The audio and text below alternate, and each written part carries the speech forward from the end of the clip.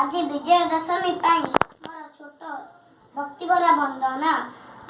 लेखिका विजयलक्ष्मी पट्टनायक। जा देवी सर्वभूतेषु मातृरूपेण संस्थिता। नमो तस्यै नमो तस्यै नमो तस्यै नमो नमः। जा देवी सर्वभूतेषु शक्तिरूपेण संस्थिता। नमो तस्यै नमो तस्यै नमो तस्यै नमो नमः। जा देवी सर्वभूतेषु भक्तिरूपेण संस्थिता।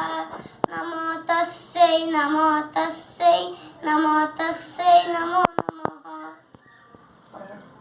कंपुची मेदिनी अजी निनदित गगन पवन। कहा आगमनी वार्ता पचारुची पागल पवन।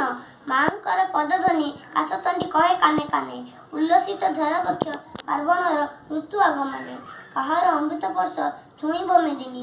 गजलंगा बालिंकी सजबाज केते प्रसाधनी। केते भोकिला पेटरू टाणी नहीं खाद्यर संभार। सजाई देवी मेढ़ एकठारू आर बलियार।